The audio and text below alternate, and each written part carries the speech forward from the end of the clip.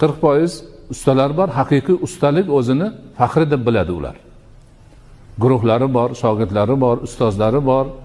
Hamma narsani qoyillatib, asbob uskunasini 100% chiroyli qilib qo'ygan. Kelib shartnomani tuzadi, aytgan soatida keladi, ishini boshlaydi, aytgan soatda bitiradi, haqqini olib ketadi. Yana boshqa yoqqa borib ishlaydi. Takasaltang bo'lib, ish ham bitmaydi, uyni egasi xijolat, falon kuni bitirib beraman degan 2 barobar vaqt o'tib ketyapti, u ish bitmaydi, sifati chatoq. Undan keyin unga yana kim ish beradi? Ana omadsizlikni o'ziga o'zi chorlab olyapti. O'ziga o'zi chorlab olyapti.